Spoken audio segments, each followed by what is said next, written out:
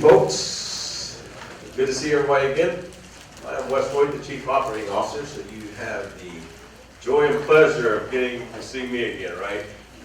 Ken actually took some time off, went on vacation. He's in Colorado.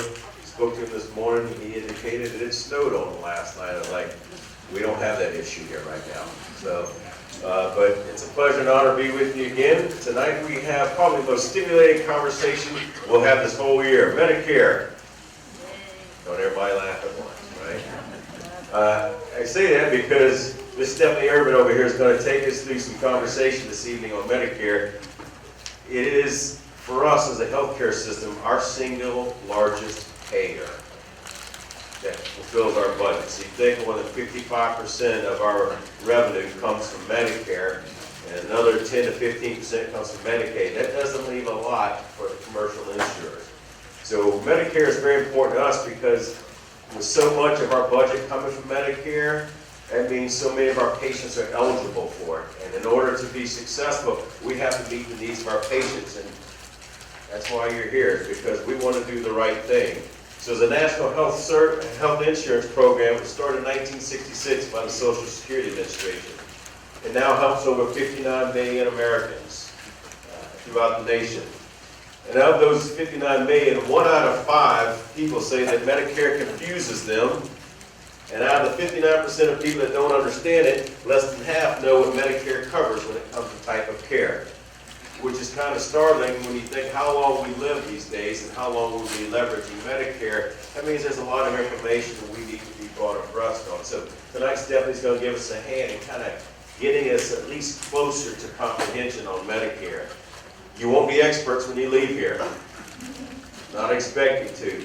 But we do hope that you'll become a little better educated consumers, so you know what questions to ask when you talk with Humana and others. You know what questions to ask and address when you talk to us, because we will make sure you get the coverage you deserve, but also you get the benefits you've earned. And so that's part of the initiative tonight. Stephanie has been with Humana Insurance for the last 12 years with offices in Hutchinson and McPherson, and I just asked her, she said she is officially a Kansan now. She spent 20 years in Texas, and then she saw the light and came north, and now she's been more than 20 years in Kansas. So I think she sees the tipping of the scales has gone to the Kansas way. As the Market Point career agent, she educates Medicare beneficiaries on what their options are and how Medicare works. So please help me in welcoming Stephanie Irvin.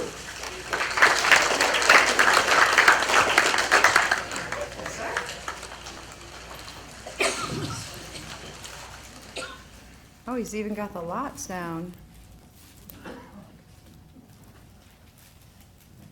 For those of you that know me in the room, I'm not used to standing on a podium. I'm used to being down on the floor, so bear with me just a second to get the hang of this.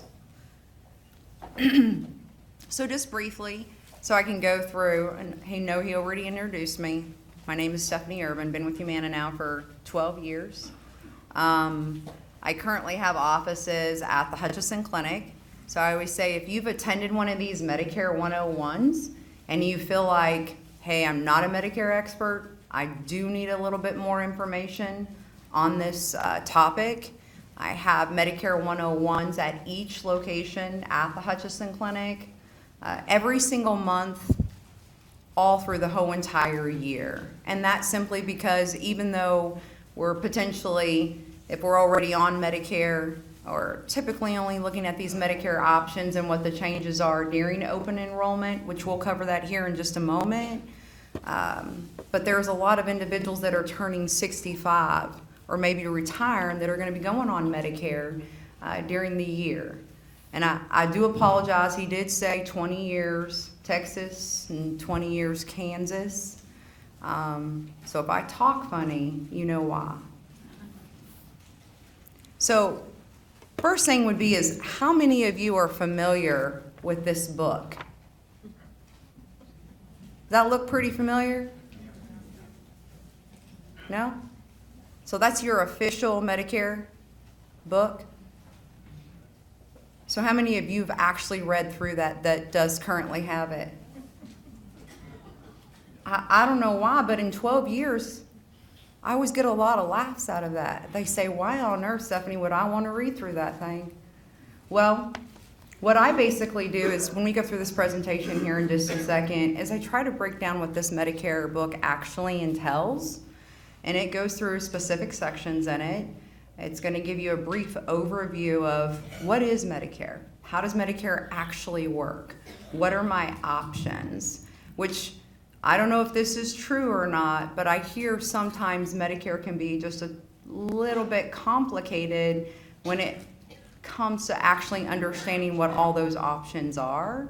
And so what we try to do with these presentations and educations is to go through and simplify that process. What we have found is what's good for one is not necessarily good for the other. And this way, the individual that is going on to Medicare knows what all their options are. So when you're actually, have this book at home just for fun reading, or maybe you're gonna stop by the Social Security and say, hey, I'm about 6 to 12 months out from Medicare. I might want to start looking at what these options are. Now, we know a lot of individuals, they're going to continue to work past 65, and they may not be going on to Medicare, but there will be that time frame that this book will actually become important to you.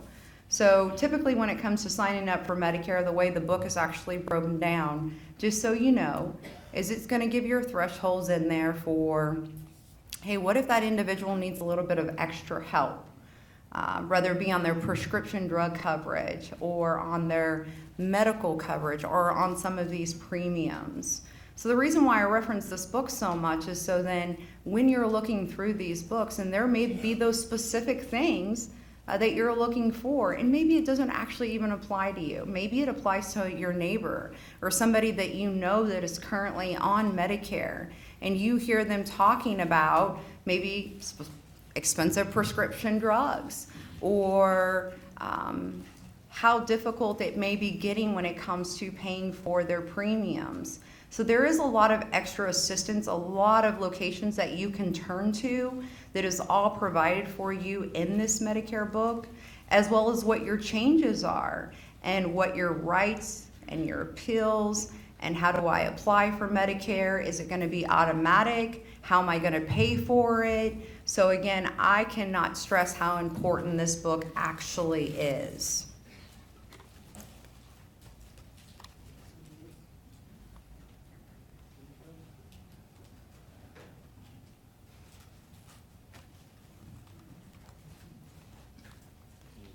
There we go. Okay, so today what we're going to cover is eligibility, what Medicare is, your Medicare options, cost, important dates, and more. So what is Medicare? Well, you kind of discussed that a little bit earlier. Medicare is the U.S. government. It's the largest healthcare program serving more than now 59 million people. It is ran by the Centers of Medicare and Medicaid. Also, whenever it comes to Medicare, it's divided into several different parts. Sometimes Medicare seems complicated, but there's really only 4 different parts to it, and that is what I'm going to cover here in just a second. So you have your parts A and B, which are your original Medicare. Also, you'll hear a lot of individuals call it traditional Medicare. Sometimes that complicates the scenario, and that's because some of us use different terminology when we're actually referring to the very same thing. We just say it differently. We also have what's called Part C Medicare Advantage plans and Part D prescription drug plans. So Medicare eligibility. Well, at the age of 65, you may be eligible for Medicare Parts A and B, even if you still work. You may be eligible for premium-free Part A, which a lot of individuals are, and that's all based off of taxes. Currently now, everybody that's working is having taxes that are taken from their check to fund everybody for Part A on their Medicare, for them to whenever they get ready for Medicare also, or an individual, maybe they didn't work, and they're going to draw from their spouse. And then you have a lot of individuals that could qualify and not be 65. They're on disability. I currently now have 4 children, and I have a little guy with Down syndrome. And so he is one of those individuals that will qualify for Social Security at an early age. So good thing Mom likes that subject, Social Security and Medicare and all that fun stuff. You may also be eligible for Medicare Parts A and B if you're under 65, if you have a disability, or if you have end-stage renal disease, which is kidney failure. There's going to be also multiple conditions that are listed in this Medicare and You book that you would automatically qualify for Medicare, as well as if an individual is not automatically qualified for Parts A and B. It gives you the breakdown, the time frame. Tentatively, that's going to be around 24 months once a person is filed for disability. So any of those facts that maybe you have questions about, we'll go through the presentation. And then if you have any specific numbers that you may want, hey, Steph, what is Part B actually running? Do people really do they get a penalty? Any of those numbers that you want at the end, I can definitely give to you. So Original Medicare, which is offered by the federal government, Original Medicare covers much but not all of your care. Generally has a deductible and coinsurance. Part A, it helps cover your hospitalization, skilled nursing facilities, hospice care, home health. Your Part B, which is another part, it helps cover your doctor's appointments, outpatient care, preventative services, occupational and physical therapy, and home health. Then you have your third part, which is Medicare Part C, fourth part, Medicare Part D. These are offered by private insurance companies. Medicare Advantage Part C may include extra benefits, including prescription drug coverage. Part D is a Medicare prescription drug plan and is available as a standalone option too. So there's multiple different ways that you can get your prescription drug coverage once you become eligible for Medicare. Part C helps cover everything that Medicare Part A and B covers, and they administrate actually the benefits. Some plans do include additional services like dental, vision, wellness programs. Then you have your Part D, which helps you cover your prescription drugs. You know, the drug plans have only been around since 2006. So we've actually come a long ways. Humana's been in business now since 1960. Medicare was created in 1965, and it took to about 2006 to realize, hey, guess what? Medicare beneficiaries just might need some coverage for their prescription drugs. So there was a little bit of a gap in there.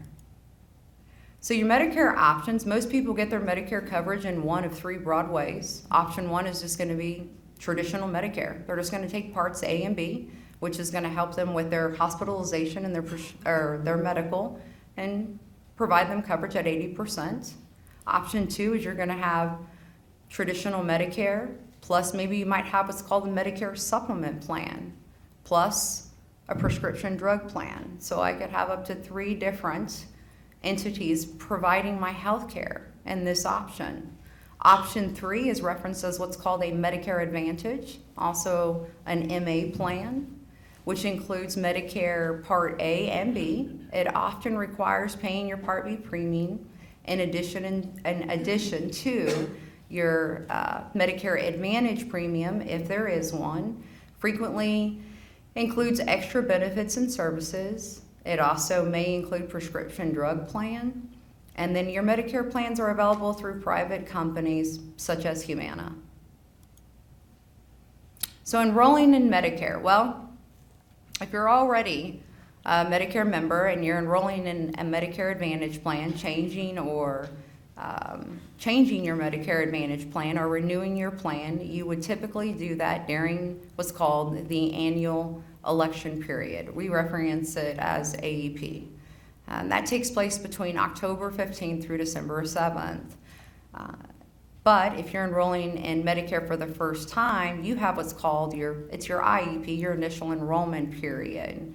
So typically between October 15th through December 7th, you're going to find that you see it everywhere. And especially if you're on Medicare, to serve as a reminder to say, hey, guess what? You need to get out and you need to see what your options are going to be for the upcoming year. You're going to need to see, do I need to make any kind of plan changes? Where I find sometimes that individuals do themselves a disservice is, I will use this as an example. Maybe they started out with a drug plan when it first started in 2006, and sometimes the motto is, hey, if it's not broken, it's been working for me. Maybe I shouldn't change anything at all.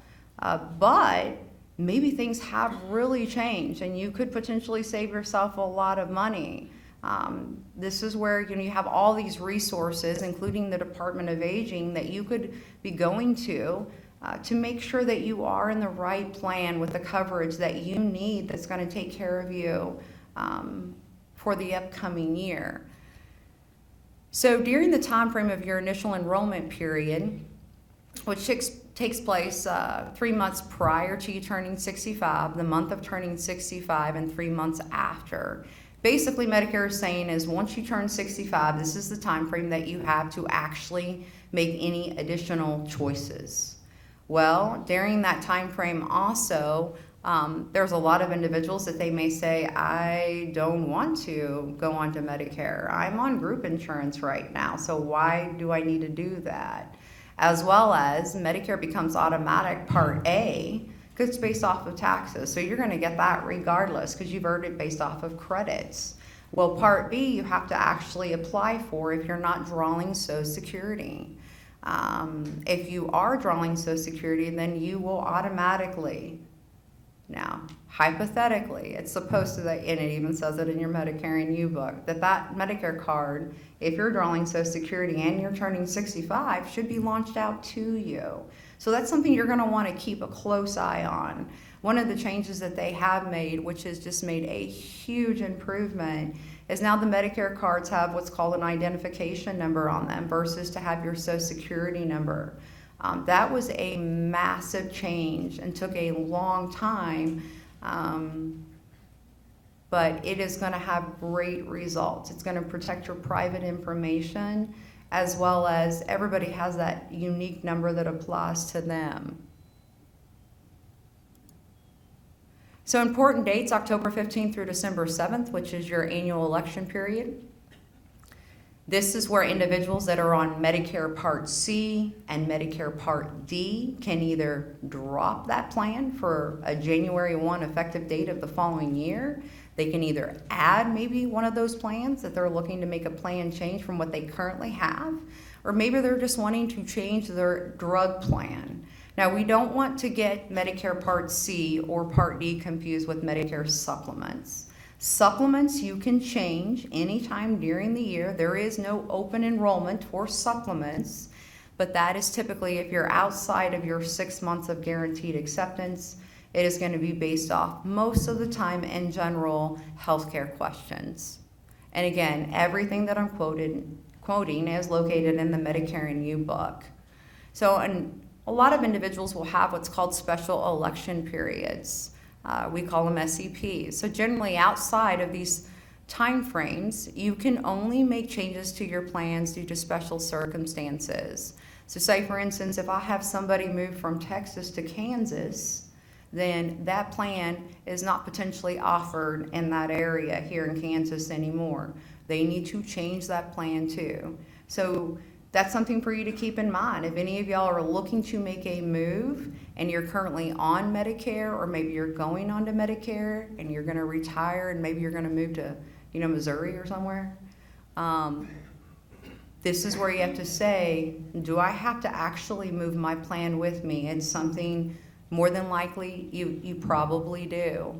Well, during the time frame of the year with these special election periods, as well as if an individual is wanting to a skilled nursing facility, they also have what's called an SEP where they can make changes.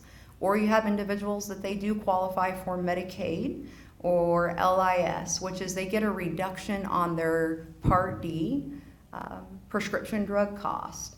It used to be that you could make those changes anytime you wanted to from month to month. Now Medicare has changed that for 2019, and you can typically only do that once a quarter. So if now is the time to make your Medicare choices, some very important factors that you're going to want to consider. Cost is typically always going to be the number one. Benefits, Is there any additional benefits included, such as prescription drug? Who am I as an individual?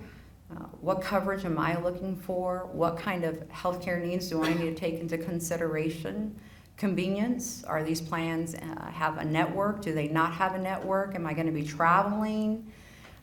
Your specific needs whenever it comes to care.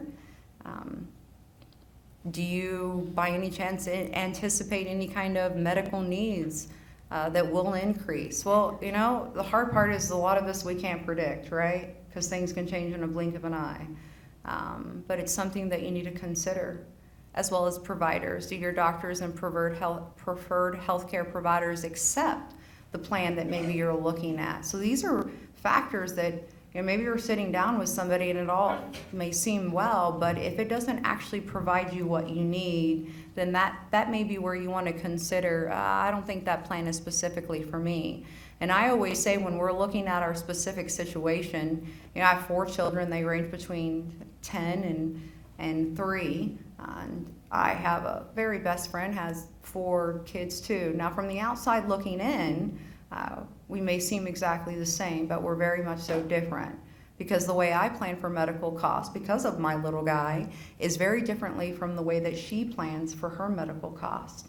So those are the things that you're going to want to take into consideration when you're sitting down and you're reviewing your plan every single year, because we all have different needs and we potentially have different situations. So your healthcare history, you're going to want to take into consideration, well, do I have any kind of chronic conditions? Well, will your healthcare needs grow in the near future? Your prescription drugs. If your prescription drug spending increases in the future, Medicare Part D may help cover that cost. And the plans are, you know, different within each company. We all follow the same marker, where our Medicare Part D drug plans, they're regulated the same, but there's different rules in a sense of co-pays and deductibles and premiums, and that's all the stuff that you're going to want to compare with. If you need more coverage than Medicare Part A and B, Medicare Supplement insurance plan or Medicare Advantage plan may help you cover some of that unexpected healthcare cost. So when choosing Medicare Advantage instead of staying with just original Medicare, you must have both Medicare A and B. You usually have to pay an additional monthly plan premium. You will have to maintain Part B premium. That potentially never goes away unless it's actually being paid for you. You say, well, how is that possible? And that's typically based off of income, and the individual applies.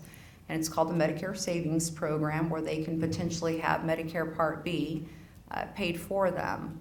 Along with the Medicare Advantage plan, you may have opportunities to purchase additional supplemental benefits like dental or vision coverage, and those are typically additional premiums.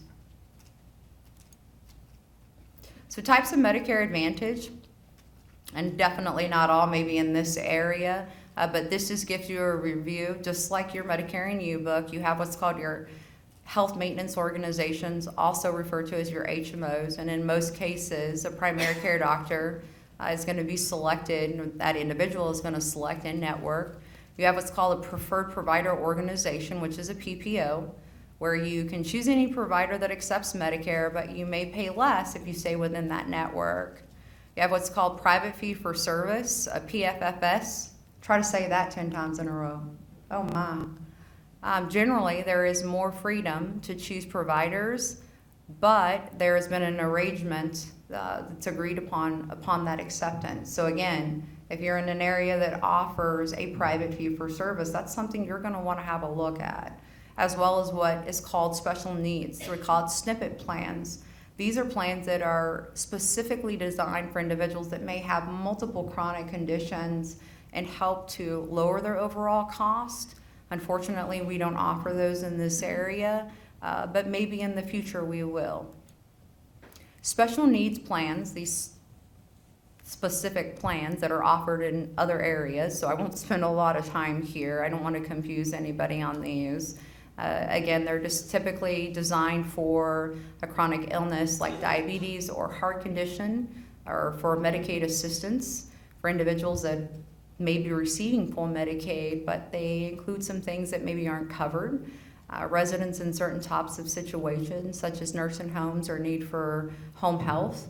SNP plans, all Medicare, you have to have Part A and B, and they'll always include prescription drug coverage with them. So Medicare Advantage, extra benefits, well, Medicare Advantage plans usually include extra benefits and services beyond original Medicare. For example, some of the Medicare Advantage plans include fitness programs, vision and dental coverage, access to mail delivery pharmacy, access to nurse advice hotlines.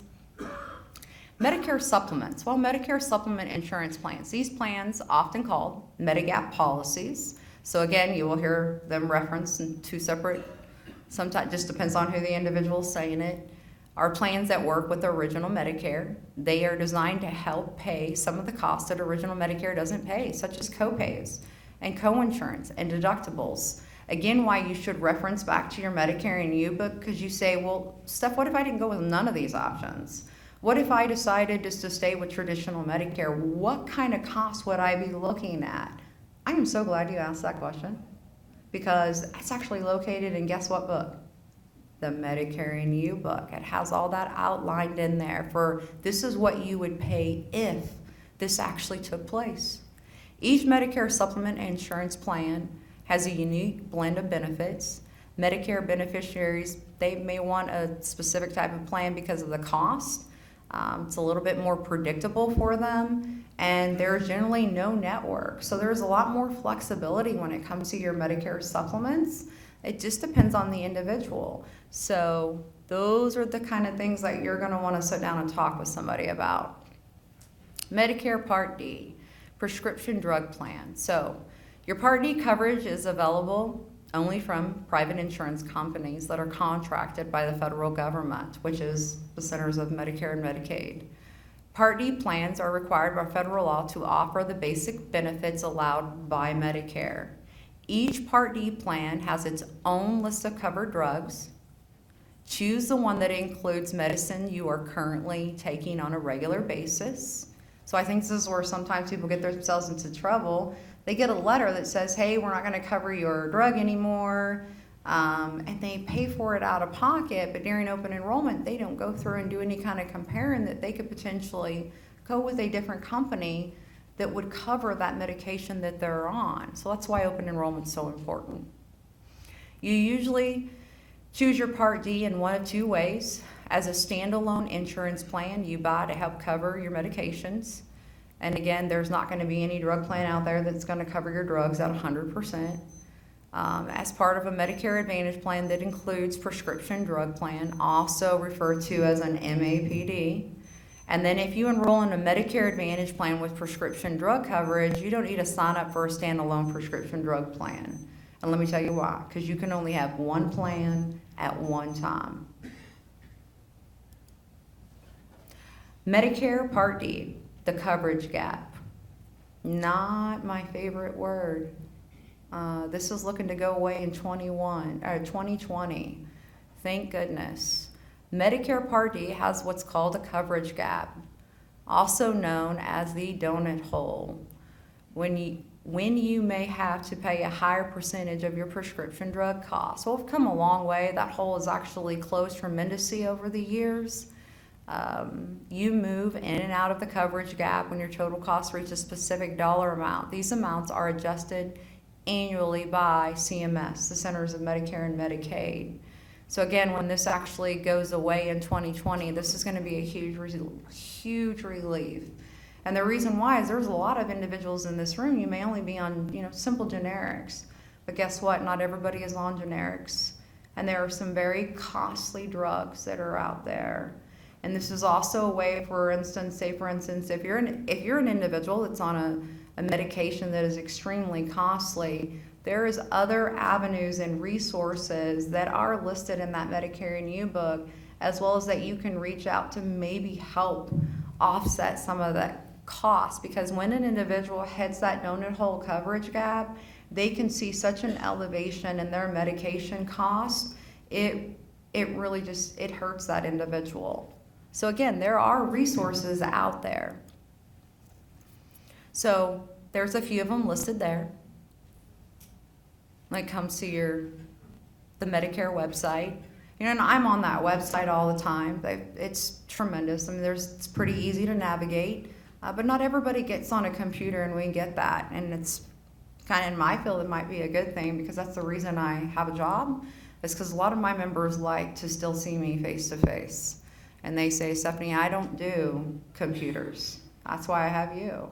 And so they're right. But there's a lot of individuals, especially our boomers, that are moving in and saying, no, I preference to do everything by computer. I can get on there and look up the information. And I was kind of overwhelmed. The guy came in the other day and was telling me how many YouTube videos he was watching.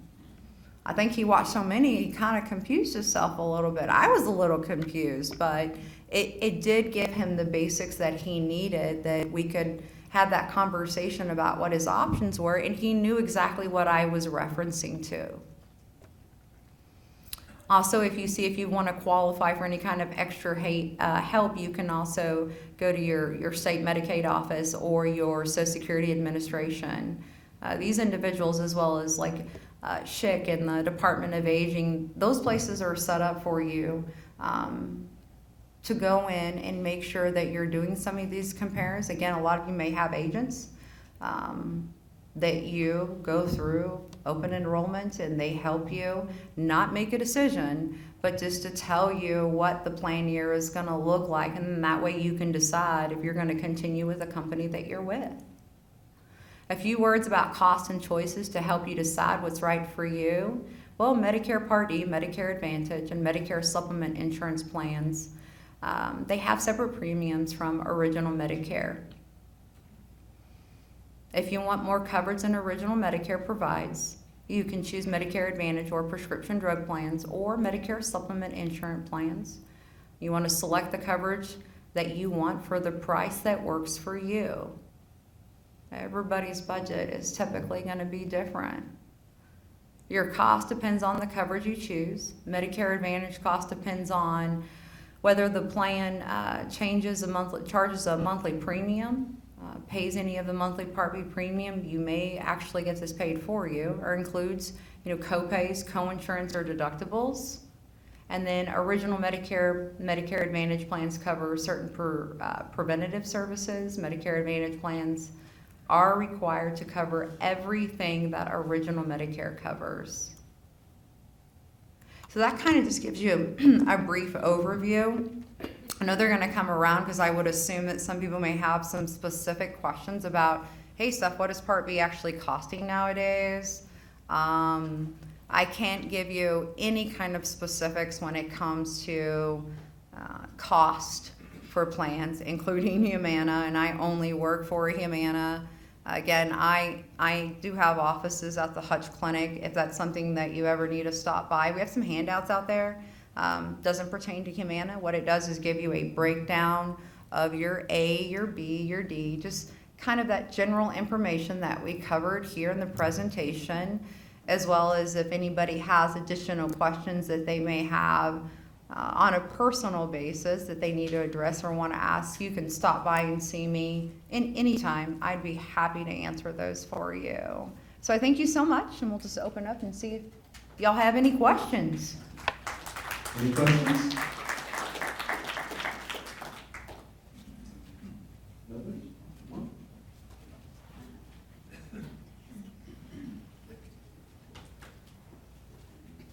Thank you so much for the presentation. That kind of helps clarify a few things. But I have a question about Medicare Advantage. It looks like it covers everything Part A and B does and adds more. So it kind of appears to be like the best of the best. But we're running into some problems where it's not being accepted everywhere. Yeah, so most definitely, depending on the plan that you have, they were breaking it down a second ago between HMO, PPO, private fee-for-service. So there's different rules that apply for different plans. When it comes to Medicare Advantage, they do cover and have to everything that A and B would cover. They do include the additional benefits, but they also are subject to a lot of is the individual provider, whether it be a hospital, doctor, specialist, what's called their network. And so I think a lot of individuals may be going in, may look at one of these types of plans and they see maybe a premium or something that's very appealing to them, and they may think, this is the specific plan, oh, that looks like it would work for me.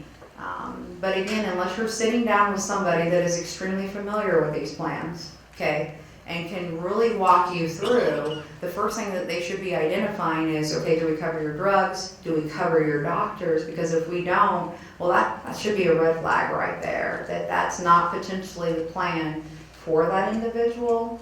So again, there's not as much flexibility, but a lot of these networks have been established for well over 30 years within these types of plans. So I would just say if you're running into some kind of issue, and hypothetically, if it were with Humana, you might want to stop in and see me. I'm called the fixer too, just so you know. Okay, we may be in to see you. Okay. But do you see that there's gonna be more acceptability of Medicare Advantage plans at more places? Do you see that network growing anytime soon? Well, we approximately have somewhere in the range of 26 million people that are on Medicare Advantage plans across all 50 states. And it's not where in turn Medicare Advantage has popped up overnight. We've been 15 years here in Reno County, but they've been established over 30 years and contracted with Medicare. It's more so into these rural areas that they've expanded out. I don't foresee, I can't predict the future, but when it comes to the network, I look at, say, hypothetically, our network and what we actually need to build upon. Currently now, whenever it comes to specific networks, we have who we need to have in those plans. But I'll give you just a scenario. If we have 35 doctors that are eye doctors here in Hutchinson, we're never going to be contracted with all 35. We may be contracted with 17, just to give you a hypothetical there. Then it would be considered what's called a PPO. So it's never going to have that broad range that it's going to meet 100% of every single individual that's contracted. But it's always something even an individual can submit to say, hey, you ever think of getting so-and-so on board that could be contracted within this plan? Guess whose attention you could bring that to? You're welcome. Any other questions? Yes, ma'am. So right now, I have insurance through my employer, and they're talking about networking. I don't have to worry about networking right now. So you're telling me when I go on Medicare, I may have to worry that I have a Dr. Hutchinson, a specialist in Kansas City. They both may not be in the network, so I'm gonna have to pay a higher cost. Oh, no, ma'am. That's one option that you would have. So like say if you go on one of the options where you have original Medicare and a Medicare Supplement, also referred to as a Medicare policy, there is no network. So that right there says, hey, potentially that's my number one concern when I actually go on to Medicare is, you know, I'll give you a hypothetical. I have a gentleman here and his first thing was, hey, Stephanie, I'm looking at this specific plan, but I can tell you right now, if KU Med is not contracted, I don't want to look at it at all. Well, hey, guess what? KU is contracted. So that was able to be, you know, move forward. So you're going to have those specific things.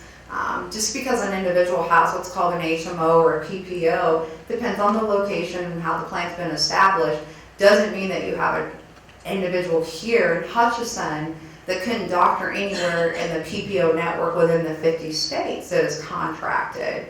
So again, there's a lot that goes into it. This is where you get to sit down with that individual and just say, this is what I'm looking for. This is what some of my main concerns are. And I get it because, I mean, I go to Children's Mercy 7 times a year.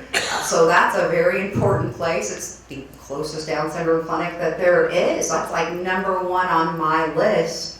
Are they contracted? You don't have to worry about that. If you're looking for a specific plan that you say, I don't want to worry about a network, I don't want to check this stuff out, then potentially it would be a good option for you to consider, you know, traditional Medicare and a Medicare Supplement where you don't have a network. Yes, ma'am. I hear a lot of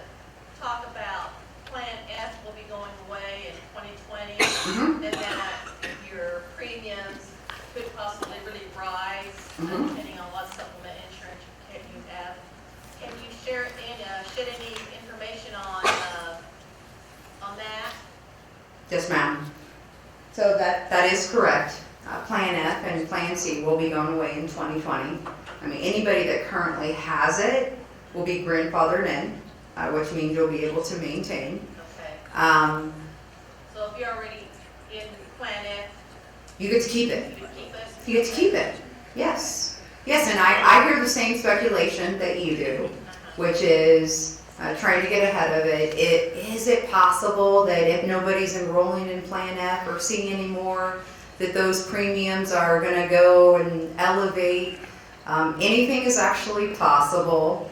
There are a lot of individuals that are making some plan changes from potentially F to G. That's a big one. And so this is where you get to go through and say, is that even an option for me?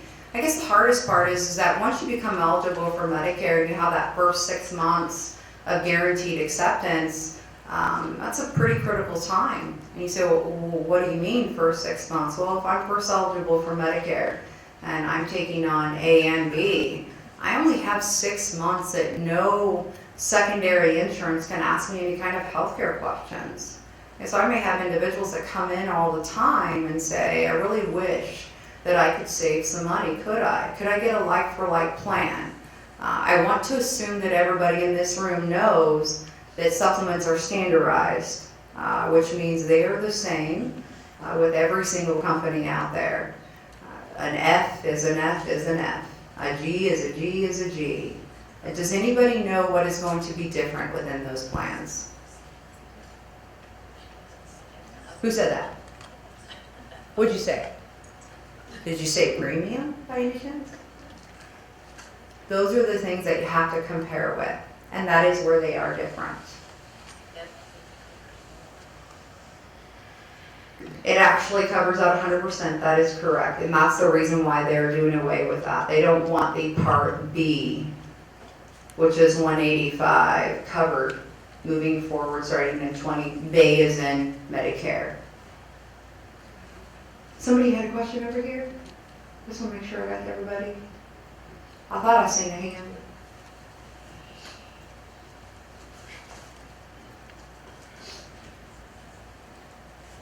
I was wanting to ask about a child that is on Medicaid. What has to happen for them to get on Medicare? I know their father has to die, I guess. And so you said they're on Medicaid, Yes, and potentially when would they maybe be eligible for Medicare? yeah, that's what I'm asking. Well, it depends on what kind of disability they have. And then, say for instance, an individual doesn't automatically qualify for Medicare.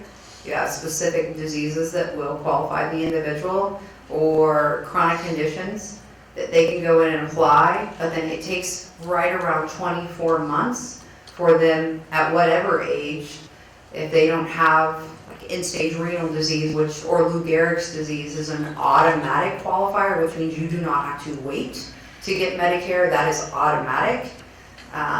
They typically have 24 months and then would start receiving Medicare benefits on the 25th month. The easiest way would be to go down and have a conversation with Social Security and just say, this is where we're at. How could we potentially help them get over onto Medicare? Do we need to file for disability, or how does that work? Or go ahead and actually apply for it. Any other questions?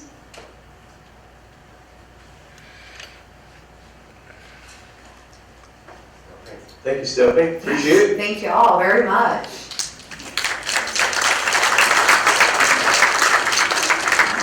From a healthcare policy perspective for the state of Kansas, we're just now really getting into the market penetration for the Advantage plans, both for Medicaid and Medicare. So some states are further along just because of the way it's progressed. They have more metropolitan areas that it's easier to get in there. We're getting there. It is a bit difficult to get appropriate penetration and coverage in some of the rural areas, and so as a state, the policymakers are working on how do you create strong networks. And one thing she didn't really talk about, but it affects us even if it's not a Medicare Advantage plan or others, is more and more of healthcare delivery is going after quality outcomes, which means we look at what providers do and how their quality scores look, and we start narrowing the networks to find out who are the better providers that give appropriate care at the reasonable cost and keep people from coming back and they're not turning. So you will see where some folks may be excluded because statistically speaking, there's been enough analysis done to where they figure out they're not giving the best care. And so we don't want to keep sending patients there because we're sending money, we're sending patients, they're not getting good care, and it's just churning. So you will see where some of these patients, these networks will partner with others that they've done a statistical analysis on, or they have reasons that they want to keep it a narrow network, because it's not just about outcomes, it's also about controlling the cost. You know, we're all shifting from a fee-for-service. Even as a hospital, my whole philosophy is I'm going from charging you for everything to when you come here, this is your disease, I should be able to do it within a certain cost. You know, and that's what I should be able to do everything. So I'm not ordering all the lab tests and everything. So the whole philosophy of healthcare is changing. The Advantage plans have really put it on a fast track for change. So you'll see and hear more about it. And it's going to affect every one of us. If you're not asking in your conversation, tell me about the quality of this provider, I would encourage you to do so. That is a legitimate question to have when you're choosing a plan. Who is in your network? Tell me about their quality scores. Tell me how they rank against others, because it's open source material and it's available to you and you have a right to ask for it. And if they don't, then I would tell you it may be a warning sign for you to say, why won't you share this information with me? Because I have to post mine online. You can go on there, Google it, and tell you exactly what my scores are. And I should have that transparency because you have a right to know if I'm delivering quality care. Fair enough? So again, thank you, Stephanie. It's been a wonderful evening. Just a reminder, we will not have a first course next month in July. So we have a month off, but come back in August. I believe in August we have our pulmonologist coming. Thereabouts somewhere. Actually, I think it's stroke. Okay, or stroke. So just a reminder, folks, we're about 2 weeks away from our 2 new pulmonologists arriving. I talked to them last night at 9:30. They are very energetic. I was like, y'all need to go to sleep because you're both on the Eastern time zone.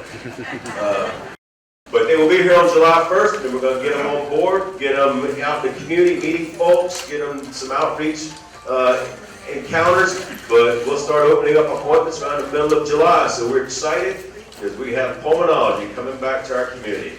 Sounds good. Have a good evening. Be safe going home.